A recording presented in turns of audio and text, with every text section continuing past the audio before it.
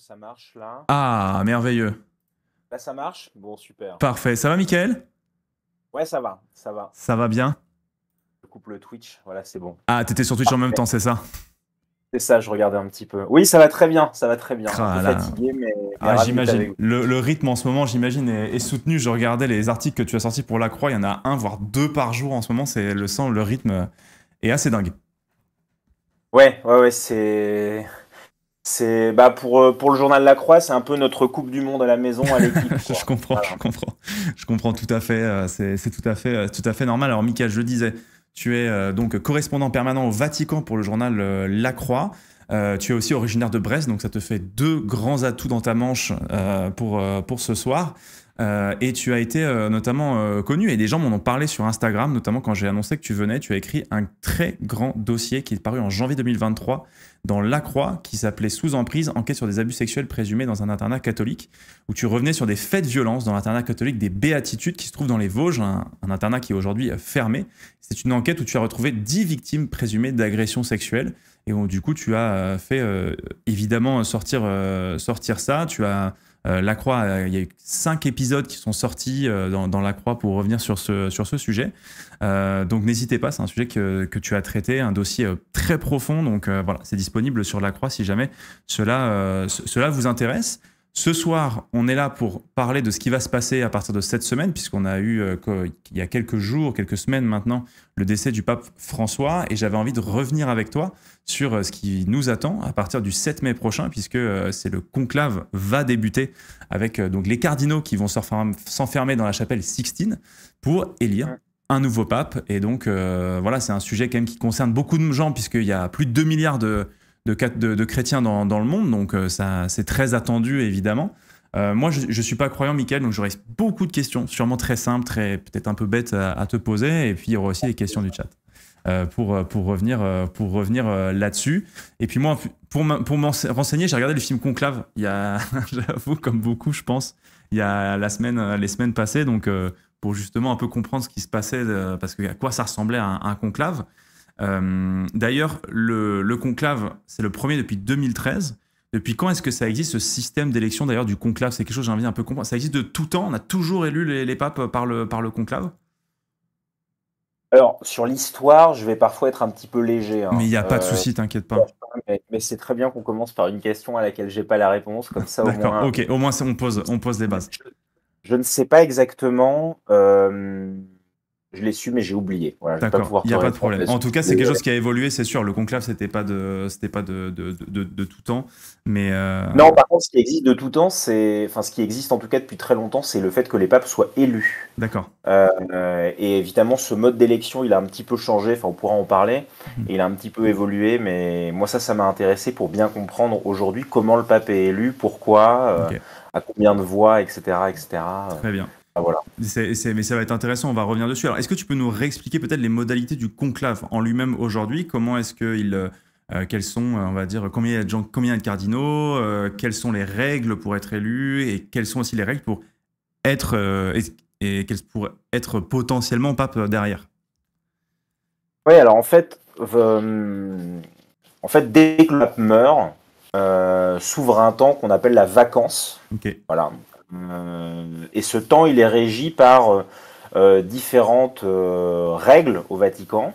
En l'occurrence, pour être un peu technique, il est régi par une règle qui a été écrite en 1996 par Jean-Paul II, Mhm. qui s'appelle Liberci Gregis, et qui en fait dit très très très précisément tout ce qui va se passer pendant ce temps-là. Ok. Donc déjà, la première chose qui se passe quand le pape meurt, c'est que tous les cardinaux du monde, donc ces cardinaux, ils ont été nommés par le pape. Donc ça, on va voir que c'est important c'est important politiquement, puisque Ouais. le pape nomme les cardinaux qui vont désigner ensuite son successeur. Donc tous les cardinaux viennent à Rome, Mhm. et chaque jour, donc en l'occurrence c'est plutôt le matin, ils vont se réunir en collège. Alors les premiers jours après la mort du pape, il n'y en a pas beaucoup. Il y a plutôt ceux qui vivent déjà à Rome, qui bossent à l'administration centrale, Mhm. à la curie romaine. Et au fur et à mesure, eh bien, il y a ceux qui arrivent de plus en plus loin, de Hong Kong, de Oulan-Bator, voilà. Et en fait, ensemble, d'abord, ils vont fixer ils vont organiser les funérailles, et puis après, ils vont préparer le conclave. Donc Mhm. déjà, ils vont fixer la date. Voilà, donc il y a des règles assez précises, puisque après les funérailles, il y a ce qu'on appelle les novendiales, c'est une période de deuil. Donc 9 jours de deuil qui commencent le jour des funérailles. Donc c'est-à-dire que là, tous ces derniers jours, il y avait à la fois un petit peu des discussions, je dirais, plus politiques en ce qui concerne la recherche du futur pape, mais il y avait aussi des messes toujours pour en souvenir du pape François. Et puis, une fois qu'ils ont fixé la date du conclave en tant que tel, ces réunions se poursuivent, donc ces congrégations générales, donc c'était le temps dans lequel on était. Et les congrégations générales, c'est assez intéressant, c'est des réunions à huis clos, lors desquelles les cardinaux parlent du monde. D'accord, Donc, ils ok. donnent une vision du monde. Donc on peut avoir un cardinal chinois qui va prendre la parole, après un cardinal algérien, après un cardinal, puisque avec le pape François, maintenant on a des cardinaux dans des endroits un peu étonnants. On a un cardinal à Téhéran, par exemple. Donc D'accord, voilà, il y a des cardinaux, d'accord. des, C'est étonnant. des réalités différentes. Donc c'est à la fois, il parle de géopolitique, il parle aussi de spiritualité. Enfin voilà. Et après, tout ce monde-là, nourri de ces réflexions, va rentrer dans la chapelle Sixtine, où il y aura du coup 4 votes par jour. Alors quand il rentre dans la chapelle Sixtine, le premier jour, il n'y a qu'un seul vote le soir. Et puis, donc là, voilà, là, ce qu'on voit à l'écran, ce sont les congrégations générales. C'est ça, donc du coup, ils discutent un peu de... Mais quand tu dis ils discutent du monde, c'est-à-dire ils discutent un peu de quoi, comment, on va dire, chaque cardinal vit au jour le Déjà, jour, ça... c'est intéressant parce que quand je vous disais que Universi Gregis, le texte de 96, règle les détails de la vacance, ça règle jusqu'à la tenue qu'ils doivent porter. C'est-à-dire qu'on leur demande de porter la soutane filetée avec le rouge, etc. Enfin, Ah voilà, oui, c'est d'accord. très, très... Et ce cadre, il n'est pas uniquement esthétique, je dirais, c'est aussi que politiquement, c'est un vrai stress pour l'Église, une absence de pape. C'est-à-dire ça, dans l'histoire, ça a pu être un moment de schisme, ça peut être des moments où voilà, il n'y a plus la figure tutélaire qui fait tenir ensemble des gens très différents du monde entier. Donc voilà, c'est aussi très très réglé pour ça. Et de quoi ils parlent pour répondre à ta question, pardon. Alors déjà, ils débattent pas. Alors ça, certains d'entre eux, parce que moi, mon travail cette semaine, c'était de les rencontrer, même si Ok. c'est à huis clos et que normalement, ils n'ont pas trop le droit de parler à des journalistes. Mais voilà, c'était un peu... C'est pour ça que je suis un peu fatigué. Faut aller les chercher, quoi. Faut aller les voir, leur dire s'il vous plaît, est-ce que vous pouvez me donner un tout petit peu de votre temps? Non, mais il y a des scènes marrantes. Le matin, quand ils arrivent, ils sont quand même assaillis par une sorte de meute de journalistes. Cette semaine, j'ai quand même quasiment vu un carambolage de cardinaux. C'est-à-dire qu'il y avait un cardinal salvadorien qui s'était arrêté parler aux journalistes. Et puis les journalistes, après, se sont déportés sur un autre cardinal. Et puis lui donnait son interview pendant que les autres, pendant que les télés et les radios marchaient à reculons. Et ils ont failli, écraser... écrase cardinal. Enfin voilà, il y a quand même une pression médiatique qui, je pense, à ce conclave est assez, je vais pas dire inédite, mais en fait, le dernier c'était en 2013. Les réseaux sociaux, ça existait déjà, mais on est quand même aujourd'hui, on est un peu passé à autre chose. Enfin, en tout cas, le pontificat de François a vraiment été celui où il y a eu une pression médiatique des réseaux sociaux un peu différente. Ouais. Et là, ce conclave, on sent que c'est quand même. Pour vous donner une idée, les funérailles de François, c'est 5000 journalistes qui s'accréditent à la salle de presse du Saint-Siège. Ouf. Mais du coup, ils rentrent pas tous. Il n'y a pas 5000 places dans la salle de presse. Ils en ouvrent une deuxième. Voilà, mais c'est 5000. Alors, quand je dis qu'ils s'accréditent, c'est pas uniquement pour rentrer dans la salle, c'est aussi après pour avoir accès à des zones presse, que ce soit sur la place Saint-Pierre ou des accès particuliers pour les caméramans, etc. Mais ça raconte quelque chose aussi, je trouve, du Vatican, où à la fois, il y a plein de gens qui sont pas catholiques, mais la mort d'un pape et un conclave, ça dépasse. Ouais, en fait, il y a un truc un peu. Et, tu vois, comme je suis pas catholique, c'est comme ce que je disais. Et pour le coup, moi, ça m'intrigue un peu parce que il y a un peu cette empreinte d'histoire aussi, c'est-à-dire il y a une sorte de trait d'union. En fait, c'est un peu comme quand, je sais pas, je parle aussi avec le chat, vous me dites le chat, il reste ces genres de petits, ils sont très rares, ces cérémonies quand même qui, on a l'impression, sont presque d'un autre temps en fait. Par exemple, quand il y a le sacre d'un nouveau roi ou nouvelle reine d'Angleterre, ça a fait un peu cette impression-là avec beaucoup de cérémoniels, ces tenues très anciennes. et où finalement on se dit, putain, on a presque l'impression de vivre des scènes historiques reconstituées, mais c'est la vraie vie aussi. Enfin, c'est un petit peu un rituel un peu lointain, ce que tu dis, Stupid City. Un truc un peu figé dans le temps, alors qu'évidemment c'est faux, puisqu'on sait que l'Église évolue, elle change avec ses problématiques, avec les problématiques actuelles, et c'est normal. Mais du coup, je pense que c'est pour ça que ça intrigue les gens au-delà du cercle des croyants, quoi. Je pense que déjà, il y a quelque chose de très romain là-dedans. C'est-à-dire que Rome, pour ceux qui connaissent cette ville, c'est vraiment, je veux dire, c'est vraiment une ville où rien n'est rangé, quoi. C'est-à-dire que les strates historiques, elles se mêlent, elles s'entremêlent, elles se Clairement. remplacent. On a pris les colonnes antiques, on les a mises dans des églises. Il suffit de descendre au sous-sol, on est descendu de 2 siècles, on descend encore au sous-sol, on redescend de quelques siècles. Enfin, je veux dire, on est comme ça dans une sorte de réalité emmêlée. Et je pense qu'on ne peut pas comprendre l'Église catholique sans comprendre Rome. Mhm. Il y a un élément, par exemple, qui est toujours très intriguant. Quand on arrive place Saint-Pierre, alors jusqu'à présent, c'était une sorte de préfabriqué moche, mais maintenant, ils ont fait une petite soucoupe. C'est la Poste Vaticane. Mhm. Et en fait, c'est assez intéressant parce que c'est vraiment un petit élément. Alors bon, aujourd'hui, c'est un élément, voilà, et elle est juste, on la voit pas sur ce plan, mais elle est juste à côté de la fontaine qu'on voit à gauche. Sachez que c'est le Vatican Live, ils sont en live tout le temps. Voilà, vous pouvez voir Place Saint-Pierre en permanence, 24 heures sur 24, j'ai l'impression.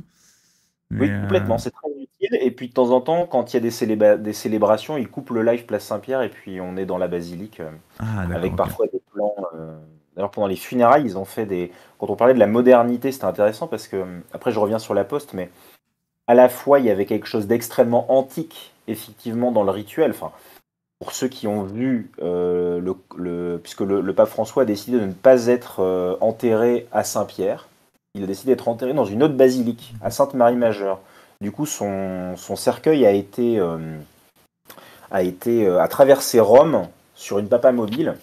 Et du coup, ça a produit des images qui étaient à la fois extraordinaires, puisqu'il y avait des plans drones de la ville avec des centaines, des dizaines de milliers de personnes le Mhm. long de la ville. Il y a un moment où le corps du pape passe à côté du Panthéon. Enfin voilà, on est dans une sorte de scène totalement antique. Enfin, c'était assez impressionnant. Pour revenir à la Poste, ce que je voulais dire, c'est que de la même manière que l'Empire romain, dont l'Église catholique est l'héritière,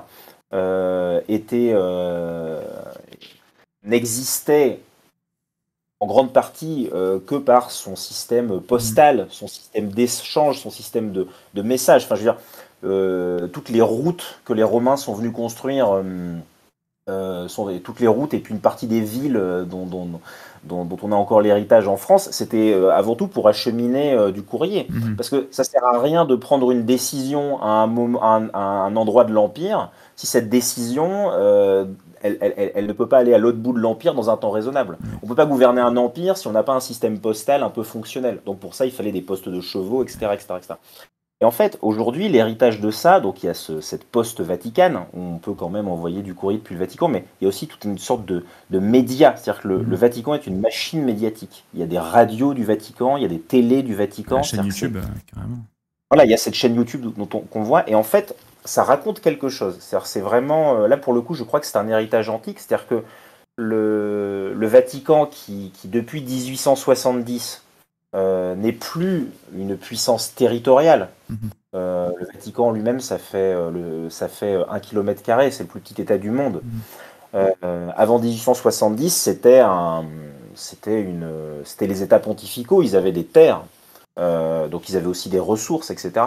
Donc en fait, on a aujourd'hui la puissance temporelle, politique, Mhm. qui s'est affaiblie, mais du coup, c'est compensé par une puissance symbolique, on dirait du soft power en diplomatie, Mhm. mais aussi du coup médiatique, d'image. Voilà. En tout cas, quand une décision est prise au Vatican, l'important c'est de communiquer dessus. C'est ça l'enjeu existentiel. En fait, c'est ça, c'est que, enfin, on a parfois du mal peut-être à saisir quelle est la force du Vatican. Est-ce que c'est dans la diplomatie? Est-ce que c'est dans le soft power? Quel est l'impact finalement du pape François hier et du nouveau pape demain? Ah, elle est dure comme question. Je pense qu'on pourrait même la reformuler de manière plus directe. À quoi Mhm. ça sert un pape? Un peu. euh, En fait, ce que je trouve vraiment intéressant, c'est que c'est une question à la fois politique qu'on peut poser du coup de l'extérieur de l'Église, Mhm. mais ce que je trouve intéressant, c'est que c'est aussi une question que l'Église se pose. Voilà, et qu'elle est obligée de se poser généralement parce que, en fonction de la définition qu'elle donne au pape, et ben ça engage par exemple son lien avec les autres églises, avec les orthodoxes, avec les protestants, etc., etc. Un pape, c'est plein de choses. Donc déjà, c'est un chef spirituel. Ça veut dire qu'une partie de ce qu'il dit, de ce qu'il écrit, donc sous la forme de lettres qu'on va appeler encycliques ou exhortations apostoliques, eh bien, détermine ce qui fait partie eh bien, de ce que les croyants, enfin de ce qui fait partie de la foi catholique en fait. Voilà, il a ce rôle-là de dire le dogme, voilà, de dire ce qui est juste, ce qui ne l'est pas, etc.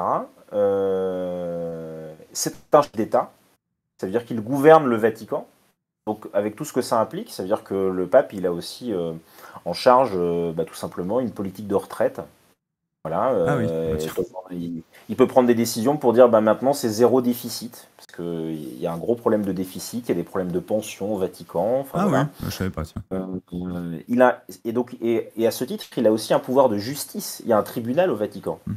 Il y a une gendarmerie vaticane qui est en lien avec Interpol, qui est capable de mener des enquêtes. Et il y a eu des cas, voilà, donc si un employé du Vatican s'estime lésé sur une décision, il peut très bien aussi en faire appel à un certain droit du travail. Enfin voilà, il y a toute une réalité comme ça très locale, qui journalistiquement est pas inintéressante, parce que parfois il faut se poser la question, est-ce que là on est dans des questions qui engagent l'Église au niveau global, ou est-ce qu'on est un peu dans la cuisine interne du Vatican qui va intéresser personne? Enfin voilà. Et après, le pape est aussi une figure, je ne sais pas comment la décrire, politique ou diplomatique, avec une diplomatie évidemment à évoluer en fonction des époques, avec aussi plus ou moins de réussite, mais avec souvent un certain engagement en faveur de la paix, une certaine tendance à être non aligné. Voilà, on peut parler si on parle de l'histoire récente, les grandes tentatives diplomatiques du Vatican, les dernières, elles n'ont pas forcément porté les fruits espérés. C'était des tentatives de médiation en Ukraine, oui, notamment, au Moyen-Orient, mais bon, en même temps, si on veut être juste avec le Vatican, les diplomaties qui ont réussi à trouver une solution en Ukraine et au Moyen-Orient, il n'y en a pas eu beaucoup. Ces dernières années, ça a été un petit peu compliqué, effectivement. Mais non, c'est vrai que c'est intéressant de voir que quand on dit que c'est le plus petit État du monde, on se souvient souvent petit, mais il y a quand même le terme d'État, la notion d'État qui fait que c'est bon de le rappeler, qu'il y a du coup plein de questions de politique interne qui sont inhérentes, qui sont évidemment inhérentes au Vatican. J'ai posé une question très triviale, mais comment est-ce que le Vatican gagne de l'argent? Est-ce que c'est par le biais des fidèles? Est-ce que quand on fait c'est une question très bête, mais quand on fait la quête dans une église, est-ce que c'est une partie de cet argent remonte jusqu'au Vatican? Alors en fait, il y a plusieurs ressources, mais c'est une vraie question aujourd'hui, qui est une question existentielle. Donc en fait, depuis justement ce dont je parlais, 1870, 1870, c'est le moment de l'unification italienne. Oui, voilà, parce que le Vatican, c'est en Italie. Donc, c'est vraiment le moment avant. Donc, déjà, c'est intéressant quand même de replacer le Vatican dans ce contexte italien qui est un État jeune. Voilà, d'un point de vue français. Et l'entente n'a pas toujours été bonne entre le Vatican et l'Italie, parce que le Vatican n'a pas toujours été là où il est aujourd'hui. Il a été un peu déplacé, etc. Enfin bref, ça a été un peu difficile quand même comme vie. Oui, ça a été long de se stabiliser. Et ça crée une mémoire aussi au Vatican aujourd'hui.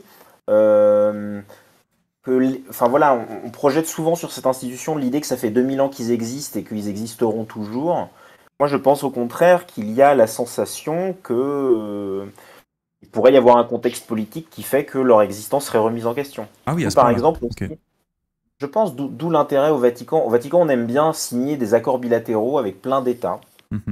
Voilà, donc des sortes de reconnaissance mutuelle. Enfin, cette diplomatie, elle est aussi assez existentielle. Quand on a une diplomatie bilatérale avec un État, ça veut dire qu'on se reconnaît l'un l'autre. Donc il y a aussi un enjeu pour le Vatican, évidemment, d'aller tenir un discours sur tel ou tel sujet, mais aussi d'être reconnu par l'État avec lequel il discute. Donc concernant les ressources, il y a le denier de Saint-Pierre, c'est une quête par an, qui est destinée justement à suppléer au fait qu'il n'y ait plus les ressources avant des territoires, d'avant 1870, donc parce que ces terres, bien c'est comme voilà l'Ancien Régime en France, etc. C'est-à-dire les territoires étaient garants de ressources. Donc il n'y a plus ça, donc maintenant il y a cette quête, et puis il y a des États aussi, il y a des églises qui sont plus riches que d'autres. Ah, ok. Donc il y a des églises qui contribuaient davantage au fonctionnement du Saint-Siège. Je pense à l'église allemande ou à l'église italienne, puisque en Allemagne, par exemple, en fonction de la religion qu'on a ou si on n'a pas de religion, en fait, il y a une partie de l'impôt Tout à fait. qui part à différents cultes ou alors des associations, enfin à d'autres systèmes. Voilà, c'est pas des choses qui existent en France où l'église est beaucoup moins riche, mais ça pose des questions puisque eh bien, la démographie des catholiques aujourd'hui, eh bien, elle est beaucoup plus au sud. Ça veut dire que des églises comme j'ai des régions, par exemple, traditionnellement catholiques et riches, comme la Bavière, eh bien, c'est des régions qui se sécularisent, c'est-à-dire où, où les gens sont de moins en moins religieux. Voilà, donc ça pose des questions. Et il y a aussi une question du côté américain, Mhm. puisque l'église américaine, qui est une église riche, eh bien, les dons de l'église américaine sous le pontificat du pape François ont baissé. Je ne saurais pas vous dire exactement dans quelle quantité, mais selon les sources que j'avais, ils ont baissé. Notamment du fait de divergences de vues entre certains catholiques américains plus conservateurs Mhm. et le pape François. Quand tu dis américain, c'est le continent américain ou c'est l'église états-unienne? L'église états-unienne. D'accord, ok, très bien. Voilà. Parce que c'est vrai que comme lui venant notamment du sud du continent américain, c'est vrai que je me posais un petit peu la question quelles étaient les relations avec aussi l'Amérique du Sud pour lui évidemment. Alors aussi j'avais un autre chiffre pour ceux qui l'ignorent. Sachez que le dernier pape français c'était Grégoire XI, c'était en 1370. Est-ce que on va doucement revenir vers peut-être qui sont les potentiels futurs papes, parce que c'est aussi ce qui va nous intéresser dans tout ça. Mais tu as sorti justement, dans le film Conclave, je trouve qu'on comprenait un petit peu, et je vous invite vraiment à aller voir ce film si vous voulez. Moi, je ne savais pas du tout à quoi ça ressemblait un conclave. C'est vrai que souvent, on parlait de mouvements politiques, mais c'est vrai que pour moi, qui vois ça qu'à travers la spiritualité, j'avais du mal à saisir comment est-ce qu'on pouvait avoir des courants politiques différents au sein du Vatican, mais c'est vrai qu'il existe, et c'est ça qui va se jouer aussi à partir du 7 mai prochain, il existe des courants de pensée philosophiques, politiques au sein du Vatican, puisque avec des gens, comme tu le disais, plus conservateurs, on parlait aux États-Unis, peut-être un peu plus progressistes, comme pouvait peut-être l'être le pape François. Où en est le Vatican actuellement? Où en sont les cardinaux à la veille de ce conclave? Quelle température? Est-ce qu'on est plutôt à essayer de continuer ce qui a été fait peut-être par le pape François avec du progrès, ou plutôt à freiner un petit peu et à revenir sur des choses un petit peu plus conservatrices? Alors, je vais essayer de... Alors déjà, je vais être honnête, c'est ce que j'essaie de comprendre en ce moment. D'accord, ok. Donc, Non, mais c'est intéressant, justement. Toi aussi, tu essaies de comprendre, et c'est intéressant de voir que ouais. toi aussi, tu es un peu essaies de prendre la température aussi. C'est ça. Donc, je pense qu'il y a plein de styles de journalistes. Il y a des gens enfin, je vois des confrères hein, sur les plateaux télé, certains ont vraiment des idées très affirmées. Mhm. Et donc, peut-être qu'ils ont des meilleures sources que les miennes. Voilà, moi, j'ai l'impression que plus je rencontre des gens, là, cette semaine, moins je comprends ce qui va se passer. Mais je vais quand même vous C'est raconter quelques intéressant, trucs. c'est intéressant. Alors, déjà, j'avais un rendez-vous avec un cardinal il y a 2 jours, là. Et puis, il me disait, ça m'a bien fait rire parce que je lui disais que lui était plutôt dans le camp des progressistes et il me disait, oh, vous savez, nous sommes tous un peu conservateurs. Et en fait, c'est quand même important à poser d'emblée. C'est-à-dire qu'on parle de l'Église catholique et puis, comme tu le disais tout à l'heure, voilà, tout le monde sur le chat n'est pas forcément catholique. L'Église est quand même une institution plutôt conservatrice au sens où on l'entend politiquement aujourd'hui. C'est-à-dire que sur les questions de morale sexuelle, par exemple, quand on parlait de la diplomatie du Saint-Siège, la diplomatie du Saint-Siège, elle fait aussi de la diplomatie dans les instances multilatérales, ça veut dire au niveau de l'ONU.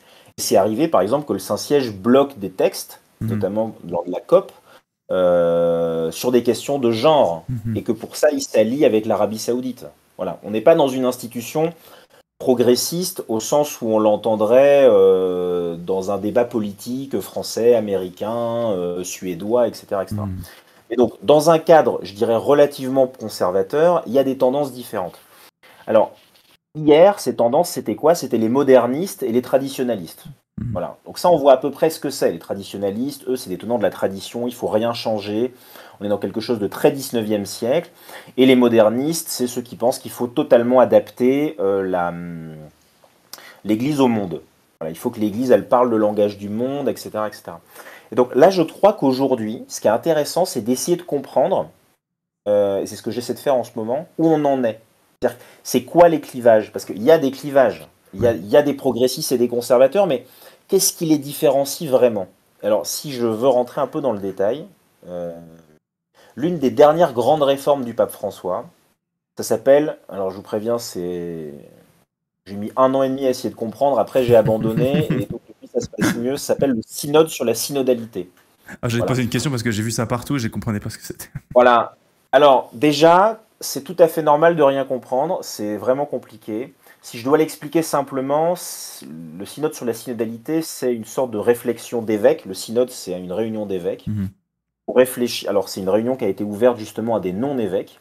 Il y avait des non-prêtres, il y avait aussi des femmes, c'était la première fois, elles avaient le droit de vote, etc. Et en fait, c'est une grande question que le pape François avait posée à l'Église. On va dire que c'est un peu sa réforme testament, qui est comment on fait pour que la vie de l'Église, aujourd'hui, elle soit plus seulement l'affaire de clercs, de ministres ordonnés, de prêtres, d'évêques, de cardinaux, et qu'elle soit aussi eh bien, la responsabilité d'hommes, de femmes, de baptisés, enfin de tout le monde en fait. Voilà. Et c'était ça la grande question. Évidemment avec des modalités différentes, avec une place pour le débat. Enfin, voilà. Et aujourd'hui, on voit quand même qu'il y a une sorte de ligne de fracture.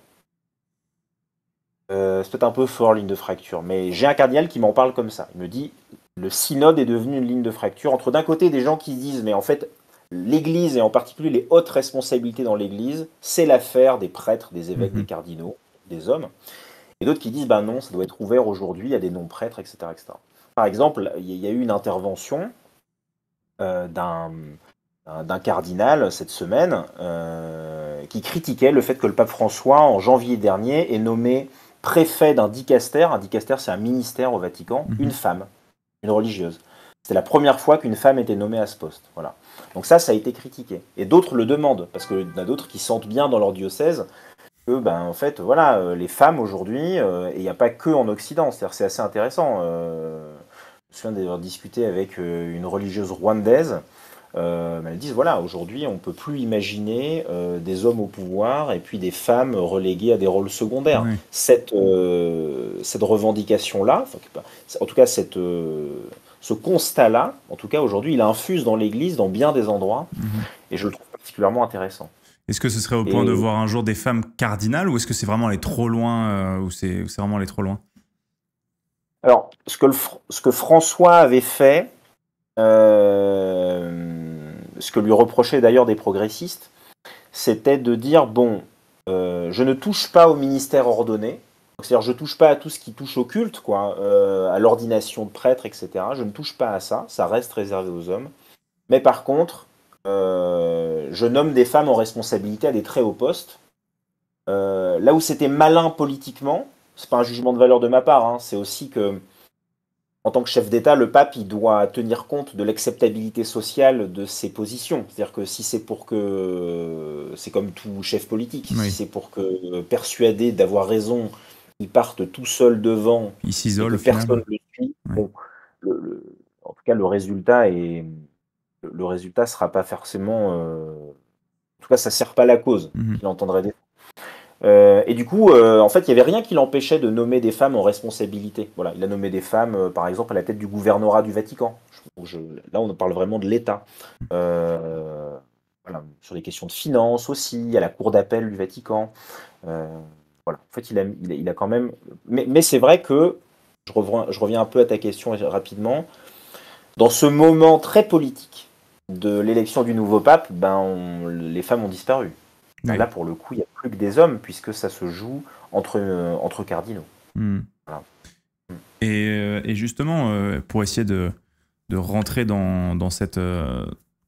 comment est-ce que ça se joue donc du coup, le conclave, on l'a un peu expliqué. À partir du samedi, ils vont s'enfermer dans la chapelle Sixtine. Il y aura 2 votes le matin, 2 votes l'après-midi. Et ensuite, à chaque vote, évidemment, on aura la fameuse fumée pour savoir si fumée noire, pas de nouveau pape, fumée blanche, un nouveau pape.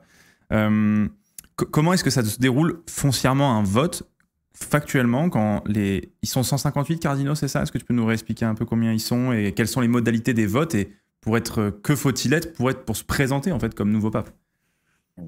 Alors, dans les textes, le collège qui se réunit dans la chapelle Sixtine pourrait très bien voter pour quelqu'un qui n'est pas dans la chapelle Sixtine. Ah, d'accord. Bon, en réalité, c'est très très improbable. Voilà. En théorie, je ne sais plus exactement qu'est-ce qui est écrit parce que je m'y suis pas très bien intéressé tellement ce cas de figure est improbable, mais voilà, dans le chat, on pourrait très bien voter pour quelqu'un. Enfin, y a pas de... Très bien. Moi, je vais déjà en éliminer certains, c'est sûr, mais je vois. Donc, quelqu'un dans le chat pourrait être élu, d'accord. Non, en fait, l'élection, elle se joue entre 133 cardinaux aujourd'hui.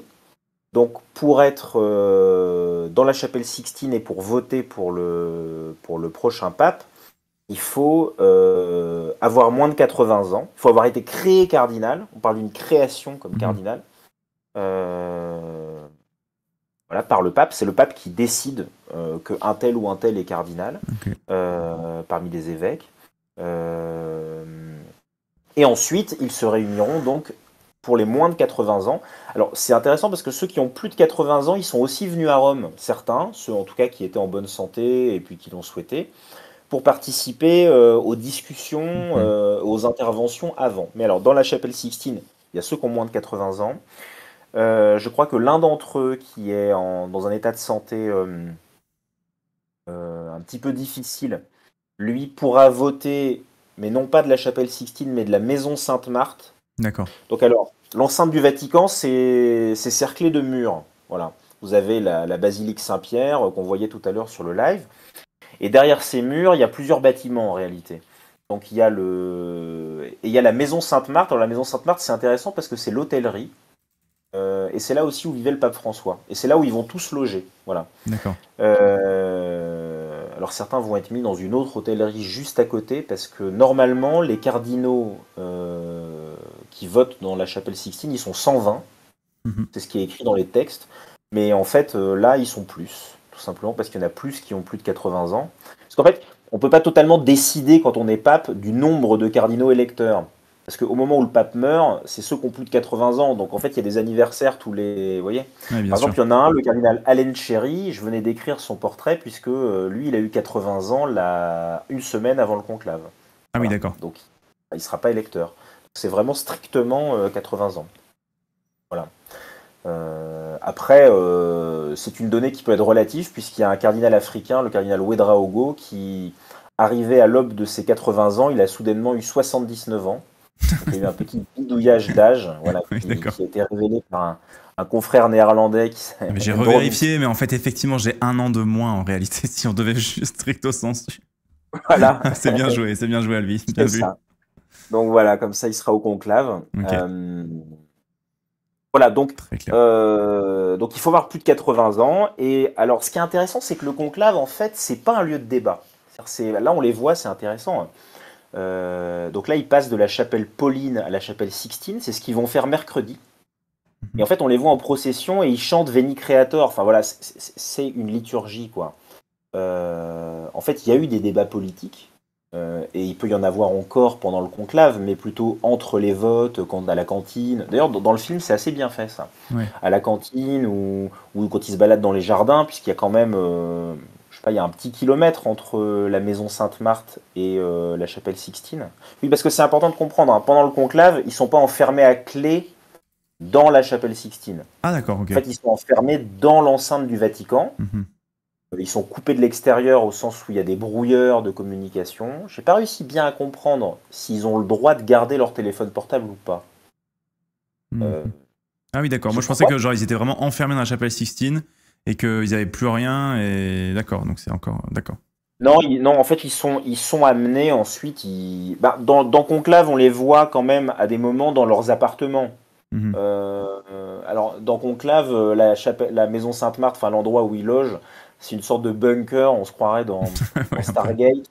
Je trouve qu'ils ont un peu exagéré l'aspect un peu. Ça fait un peu Voilà. Battle Royale, quoi. Dans l'idée, ça fait un peu Hunger Games, personne sort.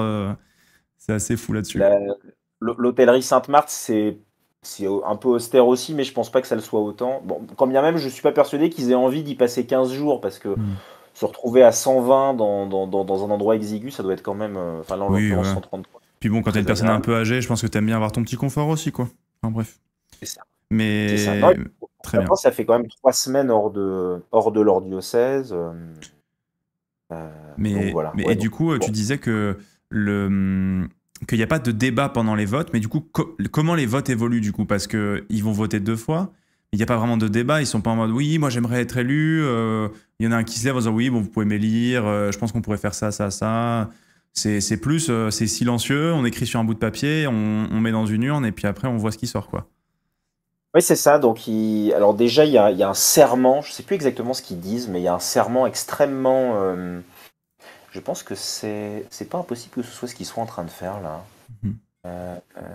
Mais en fait, bon, ils prêtent serment. Enfin, pour eux, c'est un moment extrêmement spirituel. Voilà. Mhm. Moi, à la base, ma formation, c'est la sociologie des religions. Et je pense que quand on veut comprendre l'Église, il faut la voir avec le regard des sciences sociales, avec Oui. l'histoire, avec le politique, etc.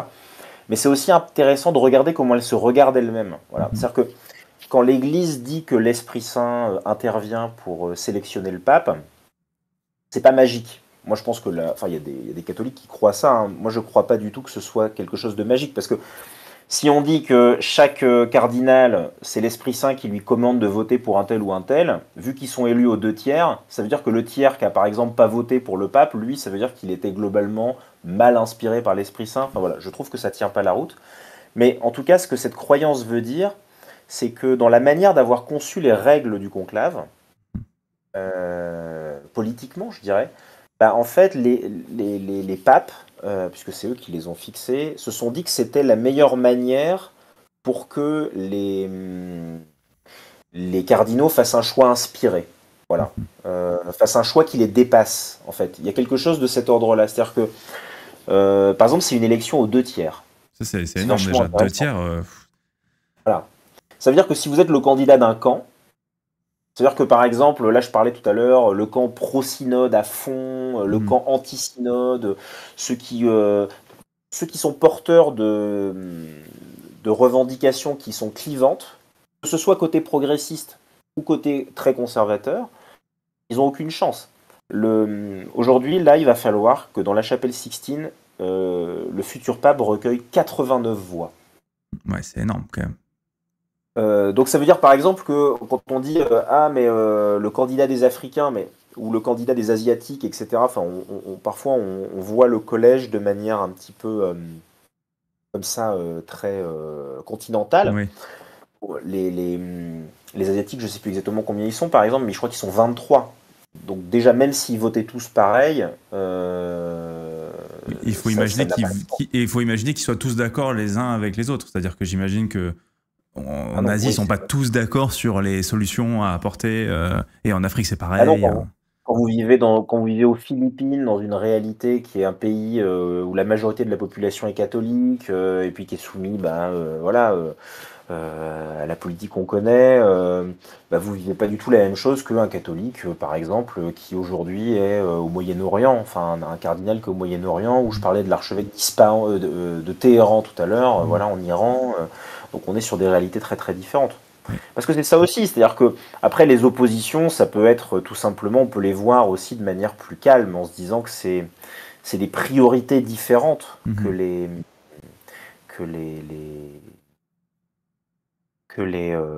les différents cardinaux vont apporter à Ouais. un constat un peu partagé. Pour être un peu concret quand même, comment ça s'est joué la dernière fois? Parce que ça finalement peut-être que je vais moins me rater Ouais, en c'est vous ça. disant ça. Mais la dernière fois, 2 jours avant l'entrée en conclave, donc ce qu'on a vu là sur les Oui, images, deux tout à jours fait. avant ça, il y a eu une congrégation générale. Donc là, c'est ce qu'on avait vu tout à l'heure quand ils étaient c'était dans la salle Paul Ouais, VI, là, quand il était tout à en fait. noir. Et lors de cette congrégation générale, il y a un vieux cardinal argentin, Jorge Bergoglio. Alors lui, il était plus du tout dans les papabili parce que il était trop vieux, Mhm. 76 ans.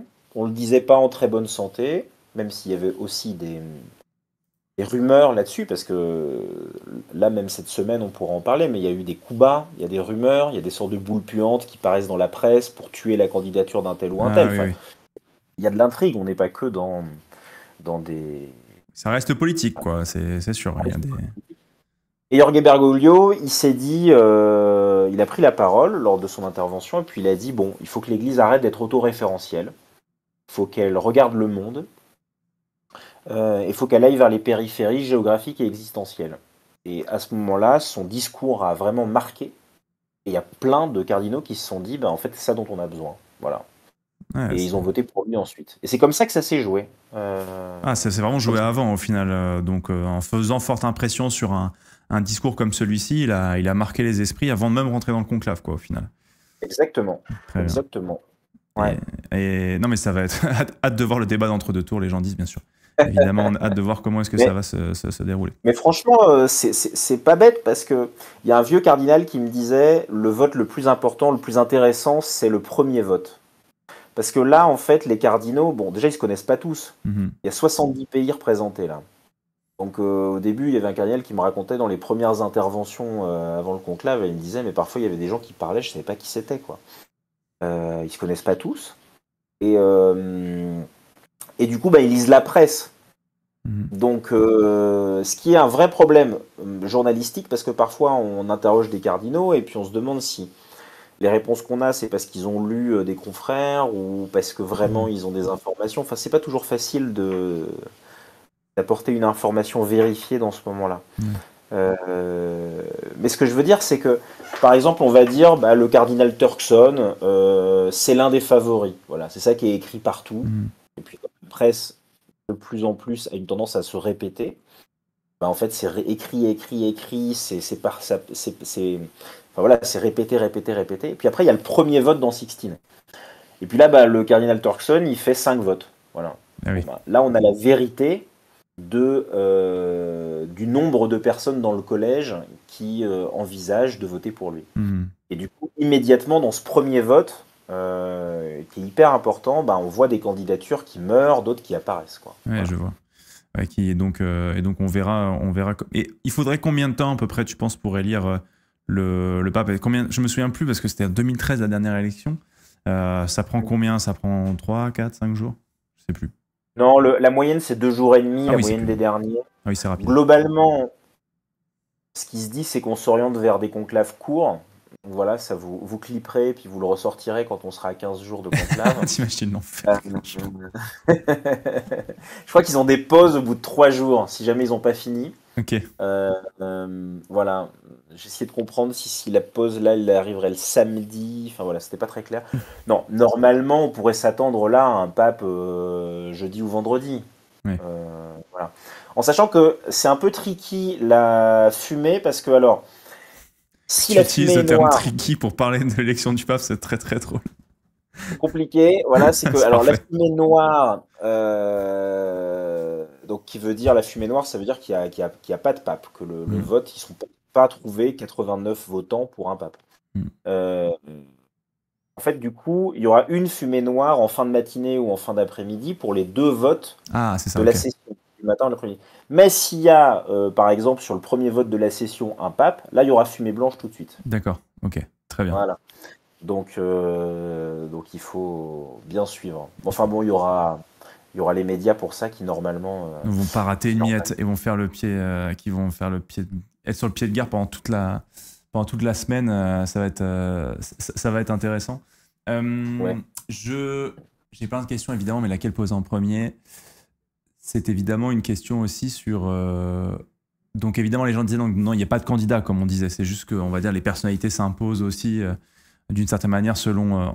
Les clans, on l'a dit, ça n'existe pas vraiment, mais en tout cas, il y a des personnalités fortes, évidemment, qui émergent juste avant. Est-ce que les chefs d'État peuvent influencer les votes d'une manière ou d'une autre? On parle pas mal de la télé italienne parlait beaucoup de Macron qui essayait d'interférer justement dans l'élection du pape. Est-ce que c'est quelque chose qui s'est déjà vu? Est-ce que c'est quelque chose qu'on a vu dans les derniers conclaves aussi?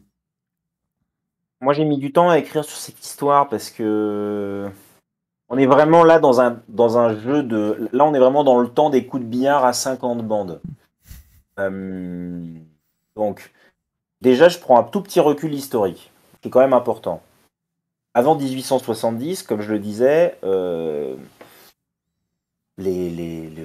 Saint-Siège, c'était un État avec des territoires, donc c'était une monarchie en fait. Et c'est aussi pour ça, quand on voit les différents scandales de l'Église au Moyen-Âge, etc., c'était aussi le fait de jeux d'alliance. C'est-à-dire que pour survivre, il fallait, c'était tout simplement une monarchie qui devait se retrouver dans le grand jeu des autres monarchies européennes, etc., etc. Donc là, la pression sur le conclave, elle était très forte. Chaque État avait ses candidats, Oui. etc., etc. Pour ceux qui jouent un peu au jeu de plateau, quand vous avez le Saint-Siège, généralement dans les jeux de plateau, c'est toujours des jeux d'influence interétatiques, etc., etc. Un jeu qui s'appelle Crusader Kings 3 où ça joue un petit peu à ça aussi, ouais, tout à fait. Voilà, Et en fait, ce qui est intéressant, c'est que la perte des États pontificaux a paradoxalement libéré l'Église de ça. C'est-à-dire que comme l'Église a aujourd'hui un pouvoir temporel, ça c'est son langage, mais politique, territorial, etc., limité, en fait, l'influence de l'extérieur et des États, elle est plus limitée. Alors ça ne veut pas dire qu'il y a du soft power, qu'il n'y a pas de soft power. C'est-à-dire que là, on a vu le tweet de Donald Trump qui s'est déguisé en pape, voilà, qui peut y avoir comme ça. Le Donald Trump, il a aussi donné une interview en disant que c'était l'archevêque de New York, Timothy Dolan, qui avait sa préférence. Voilà. Mais après, la question, c'est toujours quel effet ça a sur le collège. Alors Emmanuel Macron, qu'est-ce qui s'est passé? Ce qui s'est passé, c'est, de mon point de vue, une grosse maladresse diplomatique. Aïe, aïe, aïe, aïe, aïe, aïe, aïe, aïe, aïe. C'est-à-dire que le jour des funérailles, il a réuni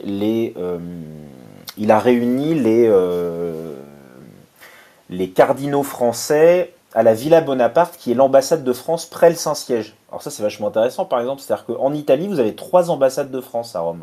Ah Vous oui. en avez une auprès des institutions de l'ONU. Vous avez le Palais Farnèse, qui est l'ambassade de France donc au niveau de l'Italie. Et puis vous avez la Villa Bonaparte, qui est l'ambassade de France auprès du Saint-Siège. C'est la diplomatie de la France et du Vatican. On pourra s'interroger après sur à quoi ça sert. Et donc Emmanuel Macron, après la messe, il a réuni les cardinaux pour un déjeuner. Ça, c'est pas une maladresse diplomatique. C'est-à-dire que voilà, c'est quasiment protocolaire. Il les réunit, il discute, etc., etc.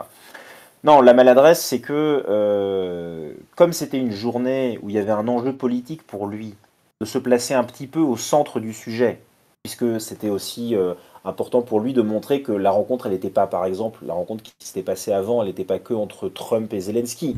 Que Macron était aussi là, qu'il avait lui aussi rencontré Zelensky ensuite dans les jardins de cette même ambassade. Enfin, voilà, il y avait un enjeu politique de montrer que Emmanuel Macron et à travers lui la France est au centre du jeu des grands de ce monde, etc. Et du coup, par extension, il a fait un peu pareil au niveau du conclave. Et du coup, lors de ce déjeuner, il avait amené un journaliste. Voilà, il avait amené un journaliste du Figaro, un éditorialiste qui, du coup, le lendemain a écrit un article dans lequel il raconte je crois que le titre c'est de Zelensky au cardinal Aveline, la journée romaine d'Emmanuel Macron. Et du coup, immédiatement dans la presse italienne, notamment conservatrice, ça a été pris comme Emmanuel Macron dit son candidat et du coup soutient le cardinal Aveline qui est l'archevêque de Marseille. Alors là-dedans, est-ce que Emmanuel Macron vraiment se réveille le matin en rêvant de l'élection du cardinal Aveline? Je ne le sais pas. Est-ce que c'est possible aussi que la presse italienne, très à droite, utilise cette histoire pour essayer de supprimer un candidat français, d'une part parce qu'ils n'aiment pas beaucoup les Français, et d'autre part parce que ça fait quand même 47 ans qu'ils n'ont pas eu un pape italien. Et je vous assure qu'en Italie, autant en France, si on n'a pas de pape français, je pense qu'il y a pas mal de gens qui s'en remettront. Oui. En Italie, en Italie, ils ont eu un pape polonais, ils ont eu un pape allemand, là, ils ont eu un pape argentin. Voilà, il y a des gens qui aimeraient bien quand même qu'on revienne à un pape Italien. euh, italien, qui serait jugé aussi beaucoup plus respectueux de la curie romaine, donc Mhm. cette administration du Vatican. Enfin voilà, je rentre pas dans tous les détails, mais voilà. Donc c'est là où il y a un jeu qui se joue. La vraie question intéressante, en fait, au-delà de ce que je raconte là, c'est quel effet ça a sur le collège. C'est-à-dire que ça a fait plein d'articles dans la presse. Quel effet ça aura sur la Mhm. candidature du cardinal Aveline?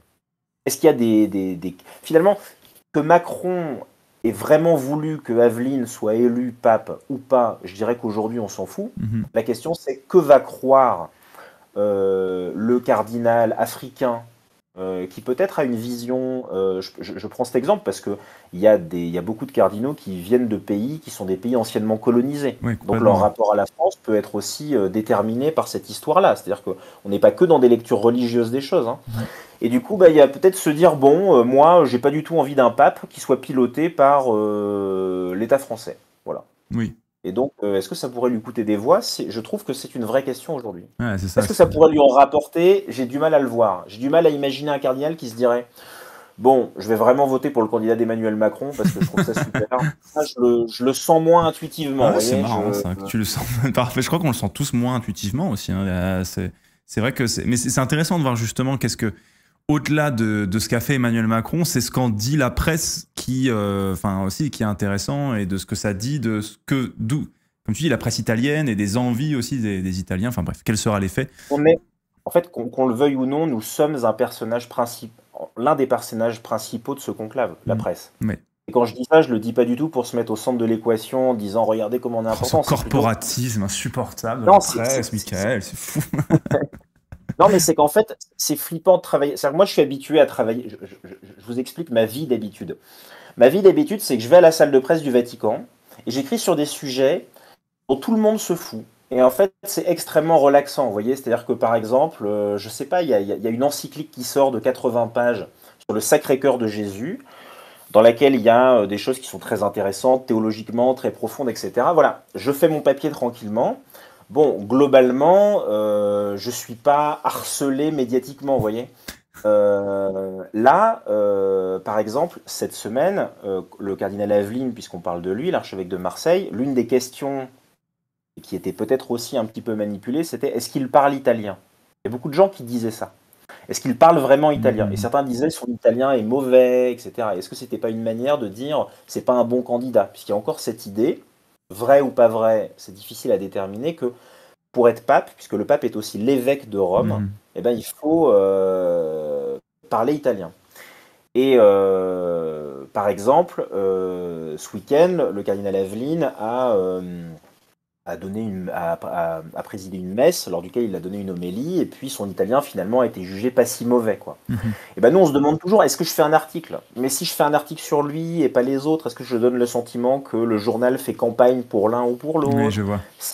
Si je relais telle rumeur, même pour dire que c'est faux, est-ce que je donne pas plus de place à la rumeur? Enfin, on est vraiment dans un moment où c'est un peu dur à suivre, quoi. Ouais, je Voilà. comprends. Ouais, Mais c'est mais je comprends. Mais d'ailleurs, toi, depuis quand tu es au Vatican justement pour le journal de la Croix? 8 mois. Ah, ça fait 8 mois du coup que tu es arrivé. Donc finalement, ça fait pas si longtemps que ça. Du coup, tu as vu Non. vraiment le. Mais tu as quand même pu voir ce Vatican un peu avant-après, quoi. Une sorte de montée en pression très fort à la suite du décès de François, du pape François. Ouais, ouais, ouais. Après, j'ai vécu une fin de pontificat de François qui était vraiment intéressante puisque j'ai commencé par un voyage de 3 semaines en Asie, qui était son dernier grand voyage en Papouasie-Nouvelle-Guinée notamment. Hmm. C'était assez extraordinaire. Un voyage également en Belgique. Enfin, il y a eu plusieurs. Le synode sur la synodalité dont je parlais.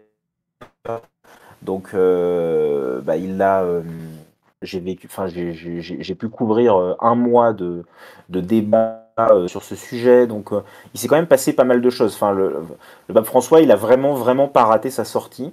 Que ce soit les derniers jours de sa vie, où, voilà, on sentait que c'était dans sa personnalité de pas mourir à l'hôpital. Je pense que ça fait plaisir à personne. Mais voilà, lui, on sentait qu'il avait envie de mourir au milieu des gens.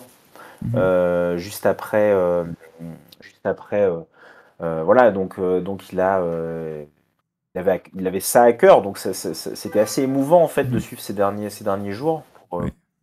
pour le dire de manière toute simple, parce que c'est vrai que journalistiquement, à la fois c'est un chef d'État, donc on est dans une couverture, on essaie de rester professionnel, on essaie de vérifier tout ce qu'il nous dit, etc., etc. Mais bon, ça reste quand même une personne qu'on suit au quotidien, donc ça crée quand même une sorte de lien, et c'est Oui. vrai que j'assume une petite subjectivité, ça mord, ça touche quand même. Oui, je comprends. Surtout quand on est, ouais, c'est ça, comme tu dis, au contact au quotidien, qu'on suit. En plus, quand on est, j'imagine, si on est chrétien, catholique, c'est encore plus le, j'imagine, c'est encore plus le cas. Il y avait aussi, j'avais aussi une question sur, tu parlais de l'italien tout à l'heure du cardinal Aveline. Tu as sorti, alors quels sont les critères pour être élu? On a un petit peu évoqué le fait d'être quand même rassembleur, évidemment une critère d'âge, mais tu as aussi sorti un papier pour la Croix qui sont les 5 critères non officiels pour être élu pape. Parce qu'effectivement, il y a ces critères qui sont pas inscrits dans la loi, mais qui semblent en tout cas un peu entendus par tous. Est-ce que tu peux un peu nous présenter certains de ces critères? Moi, il y en a un qui m'a beaucoup étonné, c'est évidemment la question de l'âge. C'est-à-dire qu'il ne faut pas être trop âgé, il faut pas non plus être trop jeune. C'est-à-dire que Mmh. moi, ça m'a étonné. Je me suis dit pourquoi un pape jeune, ça pourrait être bien aussi, finalement, dans cette logique peut-être de modernisme, etc. Quel message négatif ça enverrait un pape trop jeune, par exemple? Alors, déjà, je vais dire comment j'ai construit ces critères, parce que c'est important. En fait, au Vatican, il y a ce qu'on appelle des listes de papabili. Mhm, C'est-à-dire que chaque journaliste spécialisé au Vatican a une liste sur laquelle il met les noms des personnes dont il pense qu'ils ont le plus de chances de devenir pape. mhm. Comme je ne voulais pas recopier la liste de mes confrères, je me suis dit que j'allais en faire une à moi, et en fait, j'arrivais pas. Je trouve ça très difficile. Peut-être parce que je suis pas là depuis assez longtemps, j'avais du mal à me faire confiance. Je me disais, voilà. Et je me suis dit, je vais essayer de travailler sur des critères objectifs. Donc j'ai essayé d'élaborer des critères objectifs. Donc pour l'âge, par exemple, j'ai regardé depuis 1789 quel est l'âge auquel les papes sont élus. Mhm. Voilà. Donc j'ai fait une moyenne. J'ai fait une moyenne pour la période plus récente, et puis j'en ai tiré une sorte de règle. Alors après, ils pourront très bien faire voler cette règle en éclats dans quelques jours pour une raison X ou Y. Mais ce que je peux dire, c'est que par exemple, il y a plusieurs personnes que j'ai rencontrées au Vatican qui ont jugé que le pontificat de Jean-Paul II, qui, si je dis pas de bêtises, a duré 25 ans, ça a été jugé long. Ouais. Voilà. Jean-Paul II, il avait été jeune, je crois qu'il avait 58 ou 59 ans, Ah oui, enfin, d'accord, ok. euh, si je dis pas de bêtises. Enfin, en tout cas, voilà, c'était très jeune.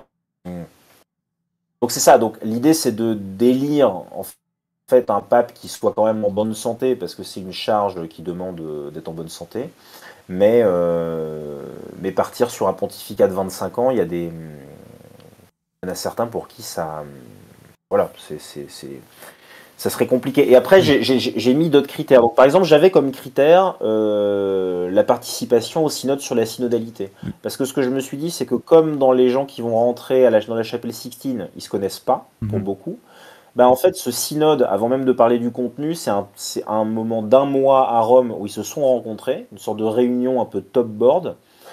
Et du coup, c'est quand même un lieu où il y a des liens qu'on puisse faire, etc. Donc je me suis dit, tiens, c'est peut-être un critère quand même. Voilà. Comme critère, j'ai pris aussi un critère qui pour moi est très important, c'est le fait d'avoir exercé des hautes responsabilités transversales. Mhm. C'est-à-dire que, par exemple, le pape François, il a nommé des cardinaux dans des toutes petites églises. Je parlais de la Mongolie tout à l'heure, Ulaanbaatar. Il y a 1500 chrétiens. Passer de la question de 1500 chrétiens à 1,4 milliard de catholiques, voilà, c'est peut-être un peu compliqué. Ça coupe un petit peu, Mickaël. On a des Je petits dis pas soucis de qu'Israël, connexion, je crois, de ton côté. Enfin, je sais pas pourquoi ça coupe un petit peu.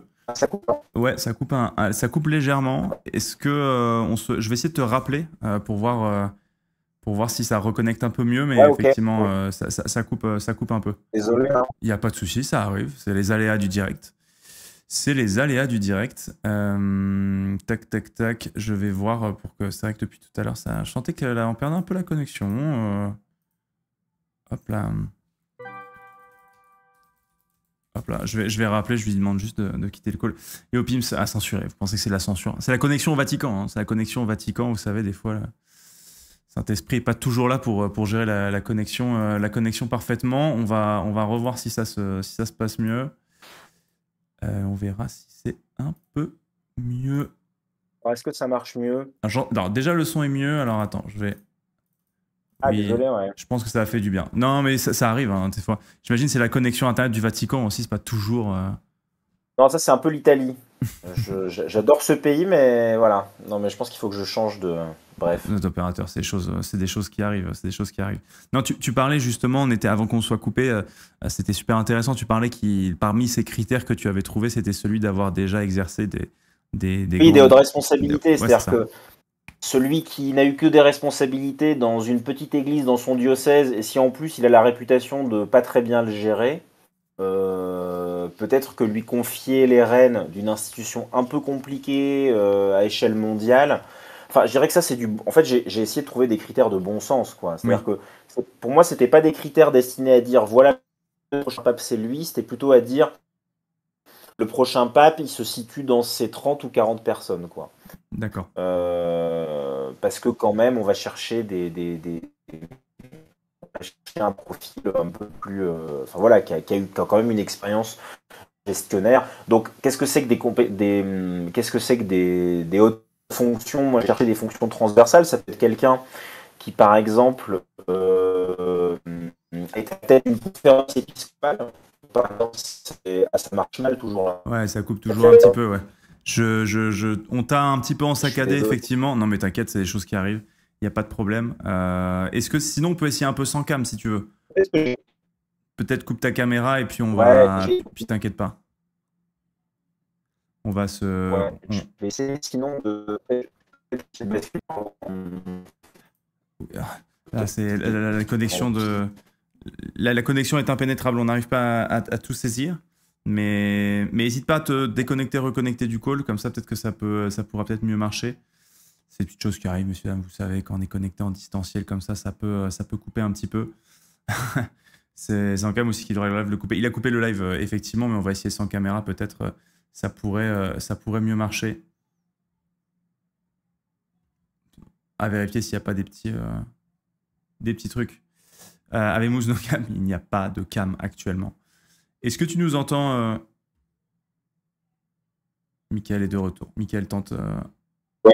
J'ai essayé une manip et j'ai tout débranché, vous m'excusez. Non, mais il n'y a pas de souci. Il n'y a pas de souci. Si ça marche, une bonne manip, on verra. Si ça marche pas, si ça continue à pas marcher, tu pourras couper ta caméra et on fera la fin en audio. Il y a pas de souci de toute façon. D'accord. Ça fait déjà Désolé à tous. Mais non, mais il n'y a pas de souci. C'est des choses qui arrivent. T'inquiète pas, tu n'es pas le premier et tu n'es pas le dernier à avoir des petits soucis de connexion quand on fait les live histoires comme ça. Mais il n'y a pas de problème. Mais oui, tu parlais du coup de ces critères de bon sens sur les choses autour du pape. J'avais aussi une autre question autour de la fonction de pape, c'est-à-dire que qu'est-ce qui se passe une fois que le pape est élu, qu'est-ce qui va advenir du cardinal, parce que c'est très certainement l'un des cardinaux qui se trouve dans cette chapelle Sixtine qui va être élu. On dit souvent que le pape il pleure, enfin le futur pape pleure parce qu'il se rend compte de la lourdeur de la charge. Est-ce que c'est quelque chose qui est vrai ou est-ce que c'est plus de la mythologie autour du rôle du pape? Oui, il y a une salle spécifique dans laquelle il y a cette idée-là. Je pense que la dimension spirituelle, à ce moment-là, elle joue vraiment. C'est-à-dire que il y a beaucoup de cardinaux que j'ai rencontrés qui me disent que, par exemple, il y a un cardinal avec qui je discutais et non, c'est un collègue qui a discuté, pardon, parce qu'en fait, on échange nos notes avec les collègues du journal, donc parfois j'ai l'impression que je l'ai rencontré déjà. C'est un collègue qui l'a rencontré, puis mon collègue lui demande est-ce qu'il faut que la personne en question elle soit charismatique, gros tempérament, grosse voix, etc. Et là, le cardinal en question, il a répondu de manière un peu étrange. Il a dit non, mais ça pourrait très bien être quelqu'un de timide. Mmh. Alors là, on était quand même, c'est un peu étonnant, quoi. Il disait parce que la fonction changera. Je crois qu'il y a quelque chose d'important là-dedans, c'est-à-dire que la personne va changer de nom, Et je crois que chez plusieurs cardinaux que j'ai rencontrés, il y a cette idée qui est un peu mystérieuse, que on peut très bien connaître un cardinal, mais on ne sait pas exactement quel pape il sera. Voilà. Donc ça ne veut pas dire qu'on n'a pas de critères, ça ne veut pas dire qu'on ne cherche pas quelqu'un comme ci ou comme ça, qu'on n'a pas des priorités quand même. Mais il se passe quelque chose, quoi. Voilà, à ce moment-là. Le cardinal Bergoglio, quand il était en Argentine, les gens ne disaient pas de lui, c'est quelqu'un d'hyper souriant et proche. Il avait une réputation qui était peut-être un peu plus austère.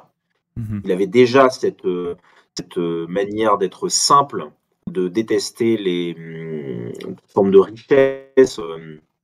Voilà, il vivait dans son petit appartement, il se faisait à manger lui-même. Voilà, c'était pas du tout l'idée d'être un prince de l'Église, c'était pas son style. Mais le fait d'être devenu pape a donné, voilà, la photo, voilà, le raconte assez bien.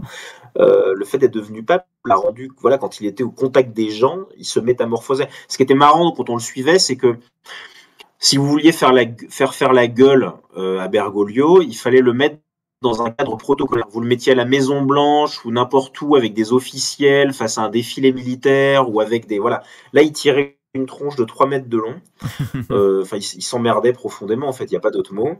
Et dès qu'il était au contact des gens, il y avait quelque chose qui se passait. Pour le coup, il y avait une sincérité là-dedans, quoi. C'était pas joué. Okay. Voilà. Autant il était...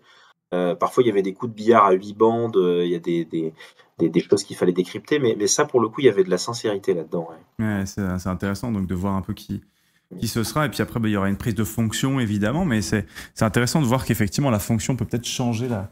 Et c'est aussi intéressant de dire comme ça, on ne vote pas que pour quelqu'un qui a du charisme, qui semble, on vote aussi pour peut-être plus les idées de cette personne. C'est aussi intéressant de voir ça comme ça. Ouais, parce que je crois que le charisme, charisme, c'est intéressant, c'est un mot, ça vient de charisma, la grâce. En fait, le charisme, c'est pas quelque chose qu'on peut décerner chez quelqu'un en disant, bah, lui, il a tel ou tel charisme. C'est quelque chose qui, chez un pape, je pense, va se négocier au contact du terrain. C'est-à-dire que le pape, donc il va y avoir la fumée blanche, et 1 heure après, il va apparaître à la loggia, donc le balcon, là. De Saint-Pierre. Là, il va y avoir un Français, Dominique Mamberti, qui va dire Abemouche Papa, mais puis qui va nous dire qui c'est.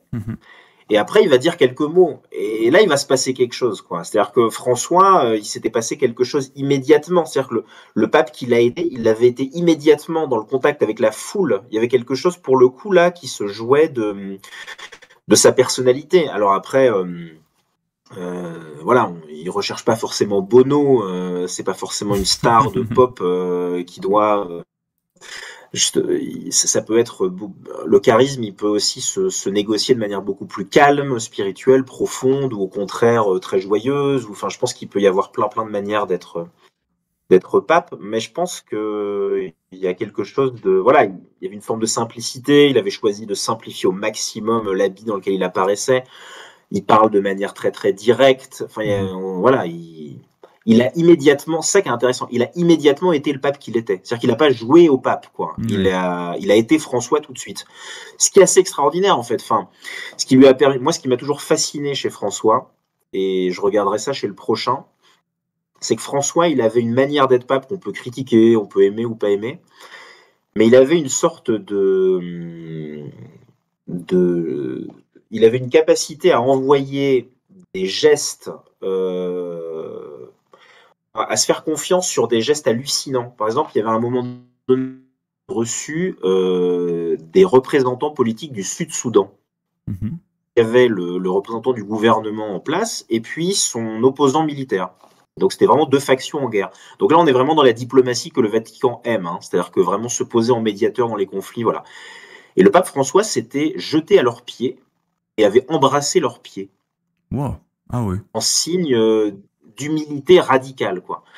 Et alors, ce geste, alors déjà, en avoir l'idée, bon, fou, quand même. voilà, mais alors, faut l'envoyer, quoi. C'est-à-dire que ça peut complètement passer pour, voilà. Et il avait comme ça un sens du geste qui était presque plus important que ce qu'il disait. Voilà, il y avait quelque chose de très immédiat. Donc, comment sera le prochain pape? Ça sera super intéressant de décrypter ce qu'il dit, mais aussi ses attitudes de visage, ses gestes, ses... Ouais, non, mais enfin, franchement, Mais Faut quand c'est même, assez ouf, j'avoue, j'avais jamais vu ces images. Hein. ouais. Parce qu'ils pensaient, quand on est catholique, ça renvoie à un geste du Christ dans l'évangile, etc. Bon, voilà, on peut y penser. Mais alors, À le ils faire. ont dû être surpris, quoi. Ah ouais, c'est sûr que ça peut être étonnant. Mais justement, on parle un peu de la simplicité. Et moi, il y a un truc que j'ai un peu du mal à comprendre. Souvent, on parle, oui, on parle de certains cardinaux, potentiels papabili, donc potentiels futurs papes. On dit, ils ont la science de la curie, ils connaissent les institutions du Vatican, ça peut jouer en leur faveur. C'est-à-dire connaître connaître l'administration du Vatican, qu'est-ce que ça veut dire? Il y a une sorte de... J'ai l'impression que comme si on était un peu quelqu'un de... Je sais pas, on était en Game of Thrones, quoi. Il connaît bien les rouages Mm. politiques, etc. J'ai du mal un peu à saisir en quoi ça peut être utile ou comment ça s'incarne et ça s'explique en tout cas. Enfin, souvent, lors d'une élection présidentielle, l'un des candidats auxquels on pense, c'est l'ancien Premier ministre. Bon, bah, au Vatican, souvent, l'un des candidats, ou en tout cas l'un des frontrunners de l'élection, c'est le secrétaire d'État. Le Oui. secrétaire d'État, c'est vraiment le numéro 2 du Saint-Siège. La secrétairerie d'État, c'est une sorte de mélange entre le ministère de l'Intérieur et le ministère des Affaires étrangères. C'est vraiment très important. Et Pietro Parolin, qui est donc le secrétaire, qui a donc été le secrétaire d'État pendant tout le pontificat de François, il l'était depuis 2013. Donc c'est extrêmement long. Donc c'est quelqu'un qui connaît très bien les cardinaux du monde entier et la curie romaine. Donc c'est évidemment une figure à laquelle on pense et qui a ses chances. Alors après, c'est aussi une figure qui a été très exposée dans la campagne, que ce soit côté progressiste, parce que je suis trop conservateur, un peu plus nuancé que François sur pas mal de questions, etc. Notamment Fiducia Supplicans, qui est un document ouvrant à la bénédiction de personnes en couple homosexuel. Voilà, en privé, il aurait émis quelques doutes par rapport à ce document. Mais il est aussi critiqué côté conservateur, notamment parce qu'il a beaucoup œuvré pour un rapprochement du Vatican avec la Chine. Et ça, notamment, les conservateurs américains, ils ont vraiment un atavisme très anti-chinois pour les raisons géopolitiques. Et donc, c'est vrai qu'on parle souvent de sa connaissance de la curie parce que, effectivement, le pape François, il a beaucoup voulu réformer. Et il a Ça coupe encore un peu, Mickaël, je suis beaucoup réformé, désolé. il a beaucoup secoué les choses. Est-ce que tu penses que tu peux couper ta coupe caméra? ma caméra alors. Ouais, comme ça, coupe ta caméra, comme ça on pourra... Ouais. Ne t'en fais pas. Je pense que ça pourrait être plus fluide au son déjà pour les gens qui nous écoutent. Et tu peux continuer ton explication. Bon, désolé à tous. Il n'y a pas de problème. Et du coup, pour finir, je pense que c'est intéressant parce qu'on est dans le moment inverse de 2013. Au moment de 2013, quand Benoît XVI renonce, on est dans un moment où la curie est vraiment vue comme un problème. Il y a eu ce qu'on a appelé Vatilix 2, il y a eu une fuite de documents montrant des scandales au Vatican, des scandales financiers. La Banque du Vatican, à ce moment-là, voilà, pendant de longues années, était une sorte de machine à laver pour de l'argent de la mafia. Et donc là, on cherche quelqu'un qui... on m'entend pas là? Ouais, c'est un peu compliqué. Attends, j'essaye de voir. Est-ce que si c'est moi, je coupe la vidéo? Attends, je regarde si ça peut venir de moi, si ça peut aider. Mais je crois que c'est Discord qui est un petit peu dans les choux aussi. Hein. Je vois pas mal de... Même moi, je vois le ping qui est pas incroyable. Là. Attends, quittons l'appel, je rappelle une fois pour voir. Non, mais j'ai Discord, j'ai l'impression qu'il déconne complet aussi de mon côté. Donc, parce que je vois beaucoup de ping. Attendez, si je me mets dans un channel, est-ce que c'est mieux ou pas? Ouais, ça va, je sais pas. C'est un peu complicado, quoi. J'essaie de voir. Change de serveur. Bah, pourtant, on est en appel direct. C'est pour ça, normalement, ça devrait le faire, mais voilà. C'est suffisant. Skype, Go Teams. Mais non, mais je sais pas, c'est des choses qui arrivent. Hein. C'est des choses qui arrivent. J'ai tout coupé. Je réessaye. Je réessaye. Tu peux couper ta caméra comme ça, on prend pas de risque. On prend pas de risque. On va voir si c'est un peu mieux. Et puis, ouais, ça a l'air d'être compliqué toujours. Je sais pas, ça déconne un petit peu. Ça coupe un peu. Ouais. Non, mais écoute.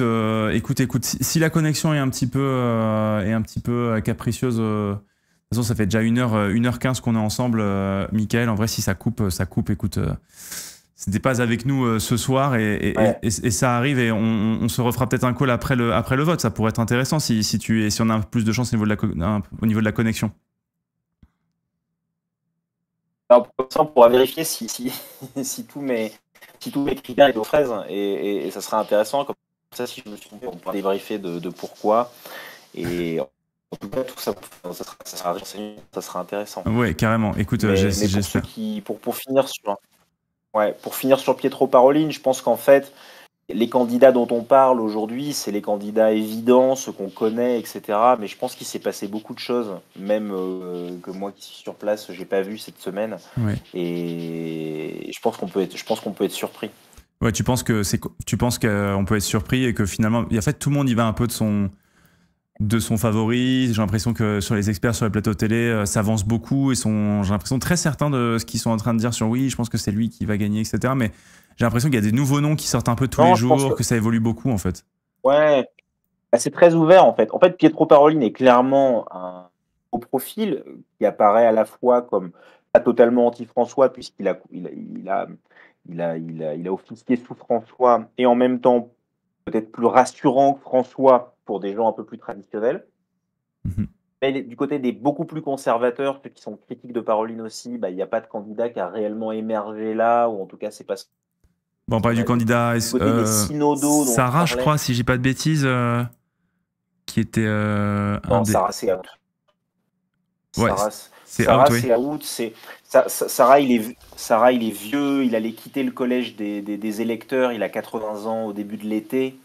Ça a été une belle figure spirituelle, mais il s'est opposé au pape François, en plus en jouant Benoît XVI contre François, notamment dans des livres publiés chez Fayard, édités par Nicolas Dia, qui est aussi l'éditeur de Jordan Bardella. Donc il y a aussi eu des réseaux autour de lui, etc. Je pense qu'il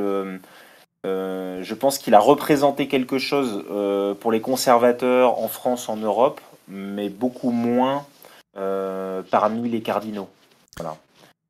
On a parlé aussi je pense qu'il y aura une vraie prime à la modération. C'est-à-dire que ceux qui se sont trop férocement opposés à François auront du mal à passer, je pense. Ouais. Est-ce qu'on parle aussi de Taglé, par exemple Je ne dis pas ce que je souhaite, hein, là. Oui, non, mais Taglé, Taglé,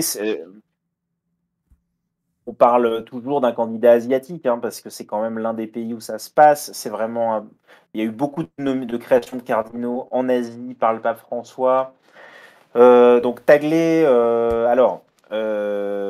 c'est intéressant. J'ai un cardinal qui a été assez saisi par une intervention de Taglé cette semaine, qui est quelqu'un qui a une forte sensibilité, voilà, donc qui peut marquer. Moi, j'ai quand même entendu que ses qualités de gestionnaire, notamment quand il était à la tête de la Caritas, qui est une confédération d'associations catholiques, d'ONG, a été un peu limite. Voilà. Je ne sais pas si c'est vrai ou pas vrai, mais en tout cas, c'est quelque chose qu'on entend et qui se dit. Donc, est-ce que ça pourrait lui coûter le vote? Voilà. Est-ce qu'il a la capacité à rassembler très au-delà de quelques-uns, je ne sais pas. Mais en tout cas, aux Philippines, il y a un deuxième cardinal dont on parle moins, qui s'appelle Virgilio David, qui parle 7 langues, dont le français, mais il flamand, il parle araméen, hébreu, grec. Enfin, je parle de ça parce qu'il y a plein de beaux profils. Et Virgilio David, on m'a parlé d'une intervention qu'il aurait fait samedi dernier et qui aurait beaucoup plu à certains cardinaux, certains la comparant même à l'intervention de Bergoglio en 2013. Je ne dis pas qu'il va être élu, mais je veux dire que je pense qu'il y a des gens aussi cette semaine, il y a des cardinaux qui se sont dit tiens, lui quand même il est pas mal. Et là on parle quand même de belles figures, surtout que Virgilio David, je crois qu'il a été élu dans une sorte on appelle ça la conférence épiscopale continentale, c'est une sorte d'organisation un peu supranationale au niveau du continent asiatique pour les évêques. Voilà. Donc c'est aussi un beau profil. Et il est président de la conférence des évêques philippins aussi. Enfin voilà. Donc Taglé reste aussi. Oui, alors il est un peu jeune. Il a 66 ans, effectivement. Oui, 66 ans pour nous. On se dit un peu jeune, ouais. Ouais, c'est ça. Et oui, après il y a les Italiens aussi, évidemment. On disait tout à l'heure qui sont toujours assez présents également. Voilà, parmi les Italiens, il y a une figure dont on parle un peu, qui s'appelle Pizzaballa, qui est donc patriarche latin de Jérusalem. Donc il est à la fois italien, mais en même temps il est à Jérusalem, dans un contexte diplomatique compliqué, puisqu'il a à tenir un peu les deux bouts, puisque des chrétiens dans ce conflit, il y en a côté israélien et aussi côté palestinien. Il y a une paroisse à Gaza, le pape François appelait tous les jours cette paroisse à Gaza. Wow, Donc voilà, là on serait sur une élection qui serait aussi lue d'un point de vue géopolitique. Voilà. Donc, clairement. de la même manière que élire un Polonais en pleine guerre froide, c'était un message. Voilà, élire aujourd'hui peut-être quelqu'un patriarche latin de Jérusalem, ce serait un message aussi sans doute. Voilà, mais ça c'est pas. Voilà, moi je préfère comme ça essayer de lire ce que le collège nous dirait en Mhm. choisissant un tel et un tel que d'essayer de jouer au. Il y a plein de beaux profils aujourd'hui. Mais le fait qu'il y ait plein de beaux profils, ça veut aussi dire que les très conservateurs et je dirais le camp synodal, donc les plus progressistes, etc., on sent qu'il n'y a pas non plus de grosses figures qui a émergé. Oui. Voilà. C'est très Je ouvert ne en serais tout pas cas, quoi. étonné je serais pas étonné qu'au premier vote, le cardinal Parolin fasse évidemment un certain nombre de votes. Enfin, il n'en fera pas Mhm. 89, je serais très étonné. Mais voilà, mais qui a quand même une forme de dispersion au début. Oui. Voilà. En tout cas, ça risque d'être intéressant parce que déjà les noms évoqués il y a quelques jours ont déjà beaucoup changé, j'ai l'impression. Tu sens que les choses évoluent, qu'au final on en partait sur 4, 5 noms au début et en fait ça semble quand même pas mal changer au fur et à mesure des jours. Donc on verra le conclave. Le conclave du coup c'est mercredi matin, du coup ça commence. C'est ça. Très bien, C'est ça. Dans l'après-midi, il y aura un premier vote en fin de journée. d'accord. Donc première fumée en fin de journée, voilà, avec, si tout se passe bien, des mouettes posées sur la cheminée. Il y a toujours l'image de la mouette posée sur la cheminée. En termes de communication, quand même, cette cheminée, c'est quand même extraordinaire. L'idée d'annoncer ça par fumigène dans un vieux toit avec cette cheminée, enfin, je veux dire, C'est quand même c'est quand même assez drôle quoi. Que tout le monde soit sur cette petite cheminée, c'est assez drôle. c'est quand même assez fou. Ouais, c'est super. Ça va être évidemment très intéressant à suivre. Merci beaucoup, Mickaël, en tout cas, de nous avoir donné de ton temps dans des jours qui sont Merci. extrêmement chargés Désolé pour de toi. hein. C'est des choses qui arrivent, écoute, mais Merci on a quand même appris beaucoup. plein de choses ce soir grâce à toi et évidemment, bon courage pour cette semaine qui va être évidemment extrêmement chargée pour toi. Et puis Merci beaucoup. n'hésite pas, on verra si tu peux repasser pour faire un bilan après le vote. Merci beaucoup, Mickaël. Ça fait plaisir. Ciao. Ciao, bonne soirée à toi.